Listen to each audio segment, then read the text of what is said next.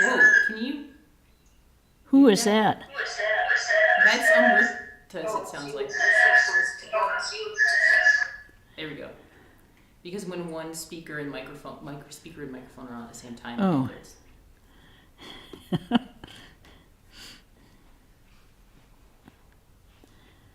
Okay, we don't dotty, shall we?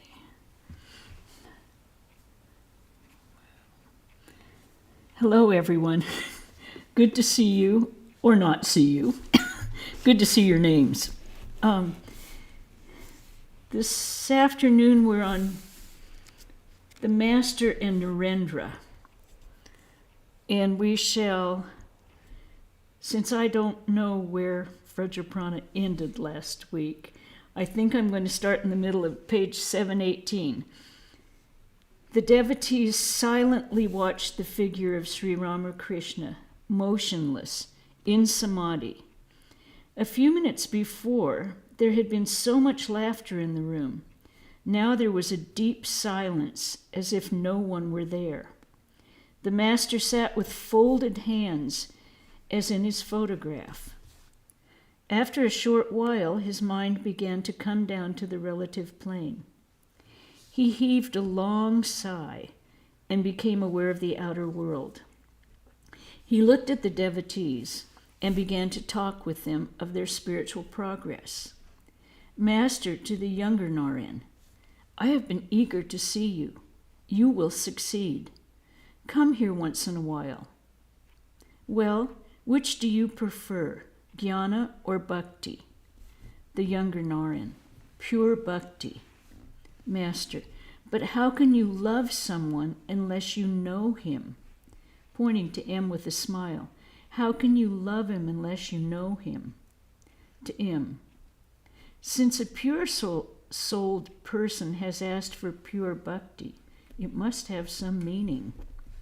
One does not seek bhakti of one's own accord without inborn tendencies.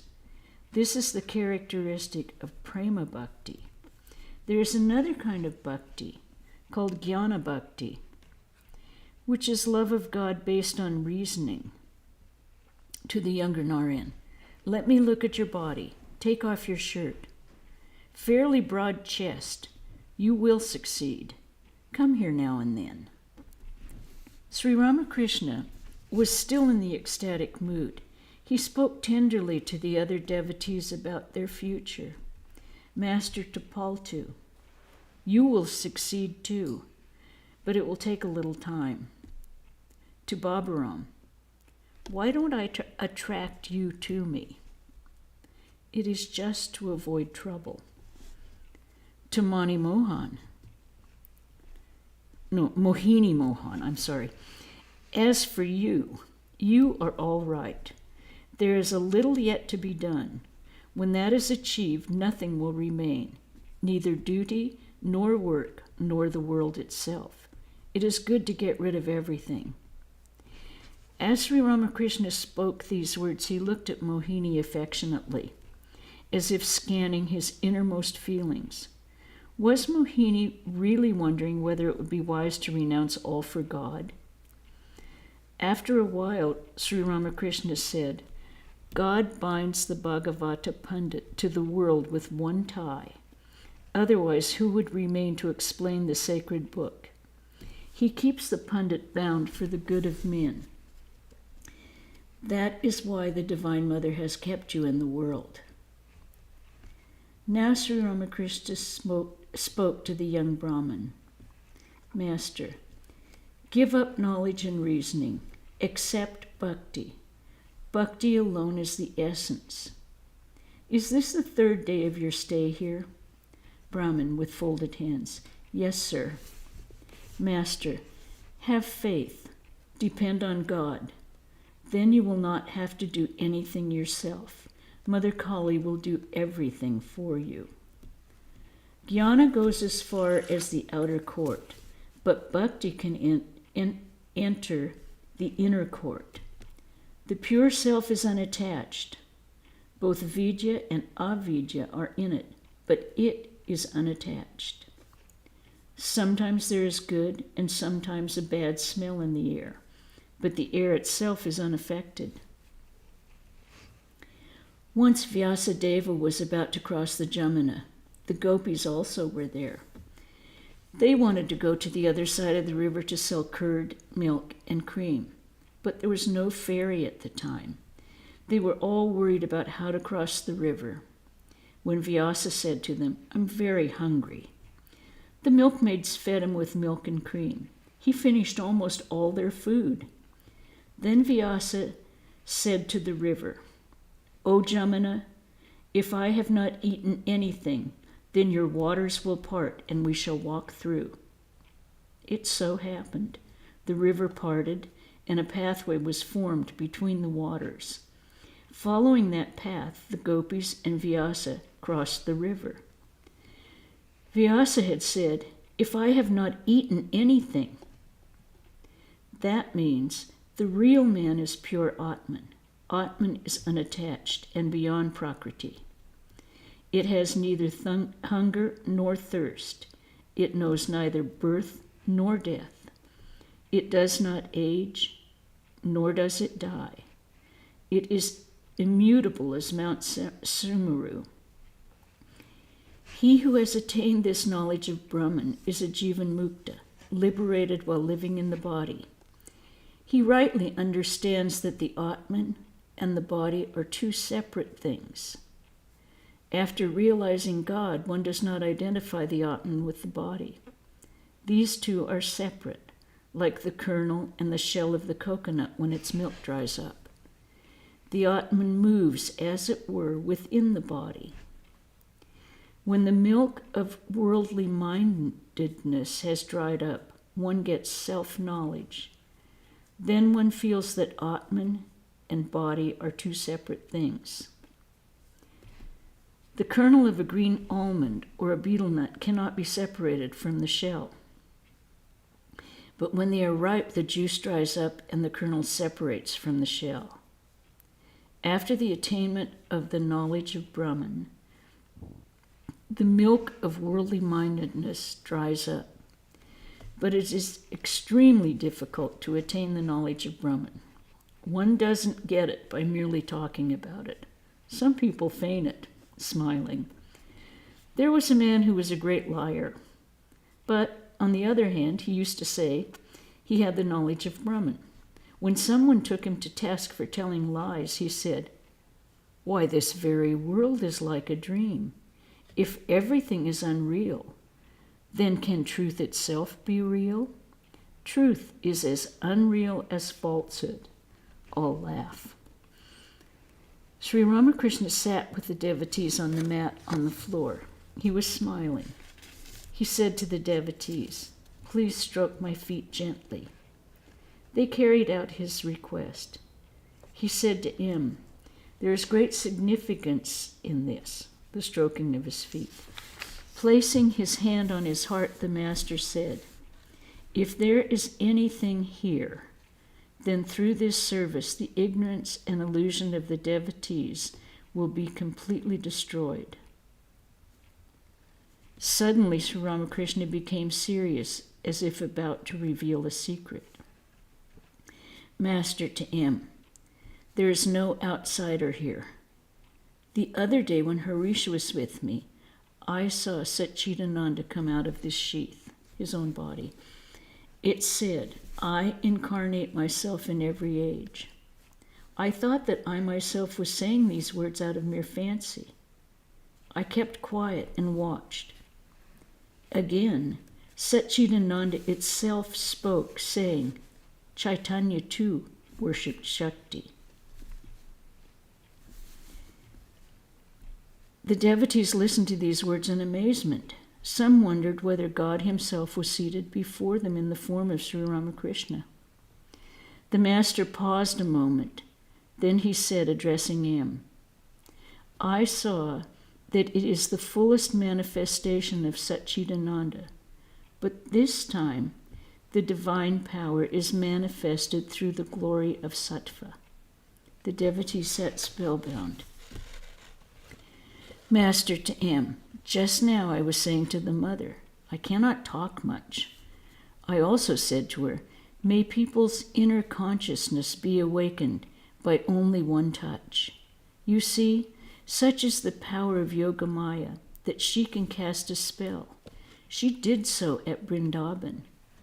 That is why Subal, one of the companions of Krishna, was able to unite Sri Krishna and Radhika. Yoga Maya, the primal power, as a power of attraction. I applied that power myself. To M. Well, do you think that those who come here are realizing anything? M. Yes, sir, it must be so. Master. How do you know? M. Smiling. Everyone says, whoever goes to him doesn't return to the world. Master smiling. A bullfrog was caught by a water snake.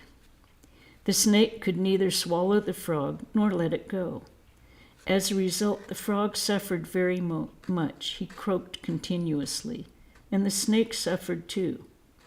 But if the frog had been seized by a cobra, he would have been quiet after 1 or 2 croaks. Everyone laughed. To the young devotees, read the Bhakti Chaitanya Chandrika by Trilokya. Ask Trilokya for a copy.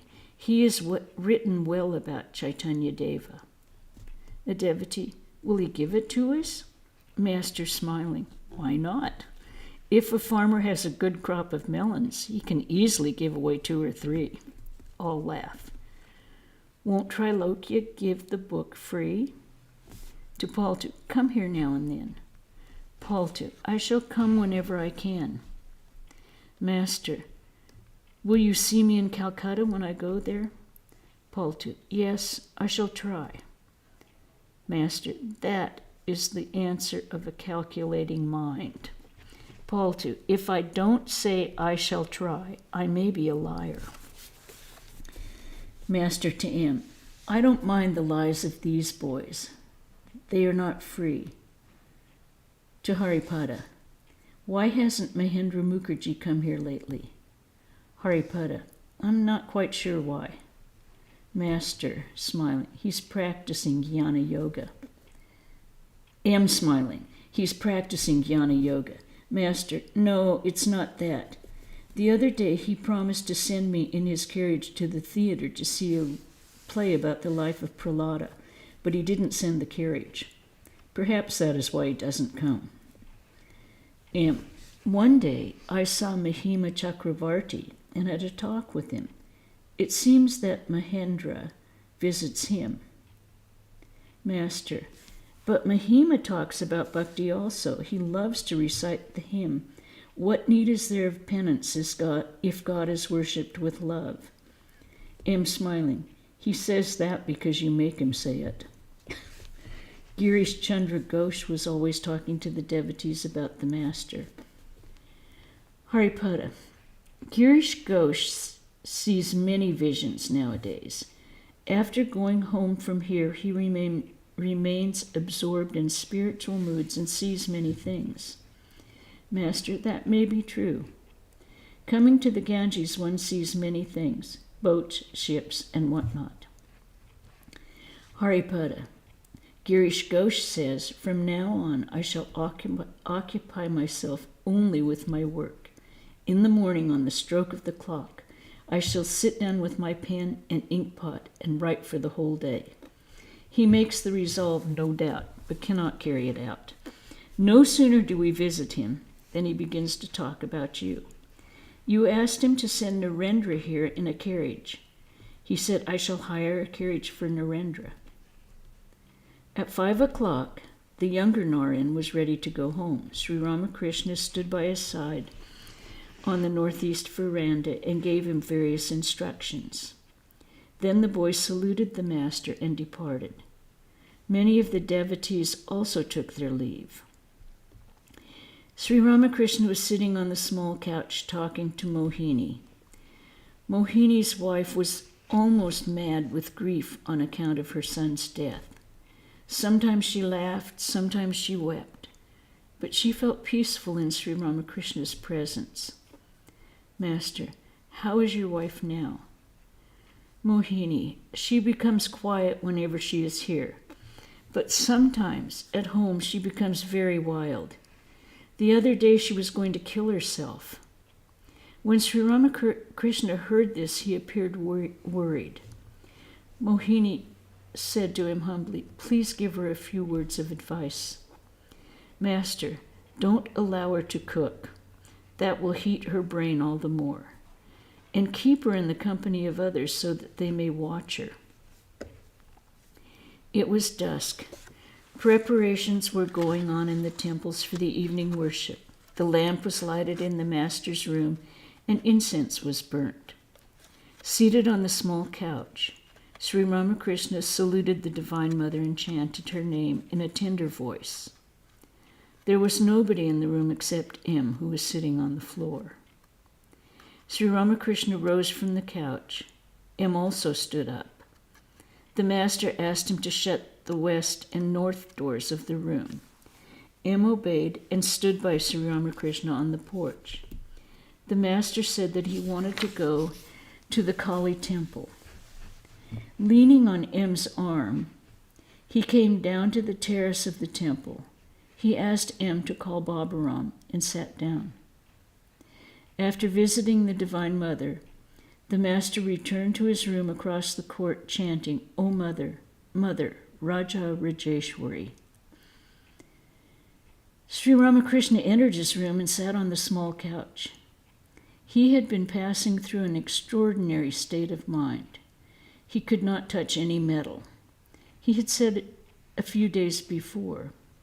It seems that the Divine Mother has been removing from my mind all ideas of possession. He had been eating from plantain leaves and drinking water from an earthen tumbler. He could not touch a metal jar. So he asked the devotees to get a few earthen jars for him. If he touched metal plates or pots, his hand ached as if stung by a horned fish. Prasanna had brought a few earthen pots, but they were very small. The master said with a smile, these pots are too small, but he's a nice boy. Once I asked him to take off his clothes and he stood naked in front of me. What a child he is. Tarak of Bulgaria arrived with a friend and bowed low before Sri Ramakrishna. He was sitting on the small couch. The room was lighted by an oil lamp. A few devotees were sitting on the floor. Tarak was about 20 years old and married. His parents did not allow him to come to Sri Ramakrishna. He lived mostly at his home near Bobazar. The master was very fond of him. Tarak's friend had a tamasic nature. He rather scoffed at the master and religious ideas in general. Master to Tarak's friend, why don't you go and visit the temples? Friend, oh, I've seen them before. Master, is it wrong for Tarak to come here? Friend, you know best. Master pointing to him, he's a headmaster. Friend, oh. Sri Ramakrishna asked about Tarak's health and talked with him at length. Tarak was ready to leave. Sri Ramakrishna asked him to be careful about many things. Now you know Tarak is Shivananda, becomes Shivananda. Master, my good man, beware of lust and greed. Once you sink in the maya of a woman, you will not be able to rise. It is the whirlpool of the Vishalakshi. That's a stream near Kamarpukur. He who has fallen into it cannot pull himself out. Come here now and then. Tarak, my people at home don't let me. A devotee, suppose someone's mother says to him, don't go to Dakshineshwar. Suppose she curses him, saying, if you go there, you will be drinking my blood. Master, a mother who says that is no mother. She is the embodiment of avidya. There is no sin in disobeying such a mother. She obstructs her son's path to God. There is no harm in disobeying your elders for the sake of God. For Rama's sake, Bharat did not obey his mother Kaikeyi. Kaikeyi had manipulated so that Rama was exiled, so that Bharat could become the king of the kingdom. And Bharat refused. He kept Rama's slippers on the throne and kept track of the kingdom until Rama returned. The gopis did not obey their husbands when they were forbidden to visit Krishna. Prahlada disobeyed his father for God. Vali disregarded the words of Shukracharya, his teacher, in order to please God. Bibhishana went against the wishes of Ravana, his elder brother, to please Rama. But you must obey your elders in all other things. Let me see your hand. Sri Ramakrishna took Tarak's hand in his own and seemed to feel its weight. A few moments later he said, "There's a little crookedness in your mind, but that will go. Pray to God a little and come here now and then. Yes, the twist will go. Is it you that have hired the house at Bobazar?" Tarak: "Not I, sir, but my parents." Master, smiling: "They or you? Is it because you were afraid of the tiger?" Tarak had a young wife. Did the master mean that a woman is like a tiger to a man? Tarak saluted Sri Ramakrishna and took his leave. The master lay down on the small couch. He seemed worried about Tarak. Suddenly he said to him, "Why do I worry so much about these young boys?" M kept still. He was thinking over a reply. The master asked him, "Why don't you speak?" Mohini's wife entered the room and sat on one side. Sri Ramakrishna spoke to M about Tarak's friend. Master: "Why did Tarak bring the fellow with him?" M: "Perhaps he wanted a companion for the road. It is a long way from Calcutta, so he brought a friend with him." The master suddenly addressed Mohini's wife and said, "By unnatural death one becomes an evil spirit. Beware. Make it clear to your mind. Is this what you have come to after hearing and seeing so much?" Mohini was about to take his leave. He saluted Sri Ramakrishna. His wife also saluted the master, who stood near the north door of the room. Mohini's wife spoke to him in a whisper.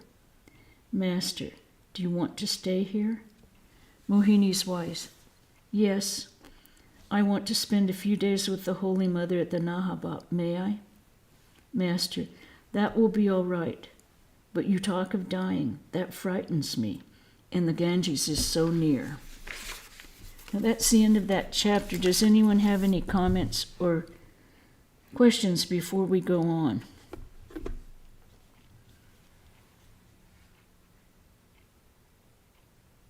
Okay. We are now on chapter 38 with the devotees in Calcutta. March 11th, 1885. On the morning of Wednesday, March 11th, Sri Ramakrishna and some of his disciples visited Balaram Bosa's house. Balaram was indeed blessed among the householder disciples of the Master. Sri Ramakrishna often described him as a rasadar, or supplier of stores, appointed by the Divine Mother to take care of his physical needs.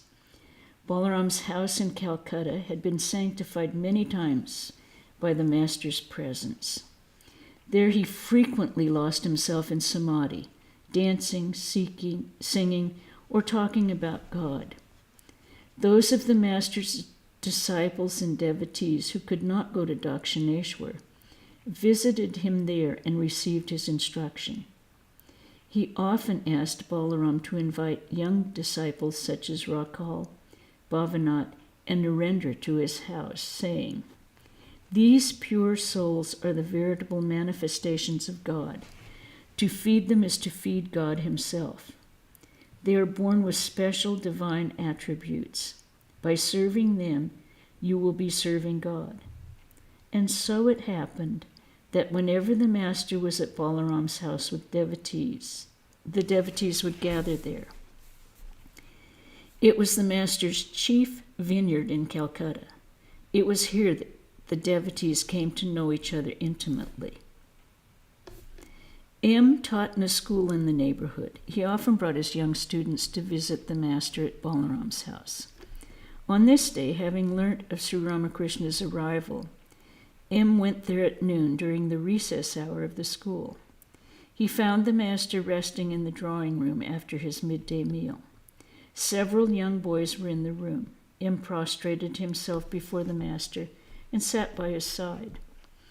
Master tenderly, "How could you come now? Have you no school work?" M.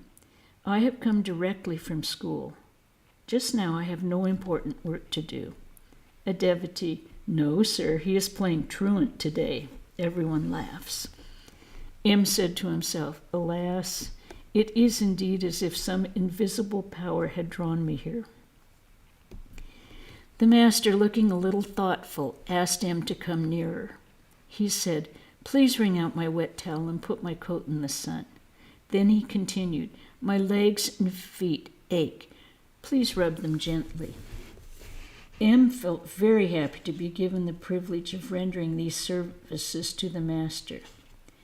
Sri Ramakrishna said to M., "Can you tell me why I've been feeling like this the past few days? It is impossible for me to touch any metal. When I touch a metal cup, I felt as if I had been stung by a horned fish. There was an excruciating pain all over my arm. But I must use a brass water jar, and so I tried to carry it after covering it with my towel. But the moment I touched the jar, I felt the same acute pain in my arm. It was an unbearable pain. At last, I prayed to the Divine Mother, 'O Mother, I shall never do it again. Please forgive me this time.' The younger Narayan often visits me. Do you think his people at home will object? He is very pure and doesn't know what carnal pleasure is. M. He is a large receptacle. Master, that is true. Further, he says he remembers spiritual things after hearing them once only. He told me, I used to weep in my boyhood because I couldn't see God. The master and M were thus talking about the young devotees when someone reminded M of his school. Master, what is the time now? A devotee, it is 10 minutes to 1. Master to M, you'd better go now. It is getting late for you. You have left your duties. To Latu, where's Rakal? Latu, he has gone home. What? Has he gone home without seeing me? And I think we'll stop there because the time is up and there's a good paragraph break for the next week. Anyone have any questions or comments? No questions, comments, who people are? Okay, we've all read this quite a long time. So we'll end with a chant. Everyone take care of yourselves and be safe, okay? Om Shanti Shanti Shanti Hari Om Tat Sat Sri Ramakrishna Arpanamastu.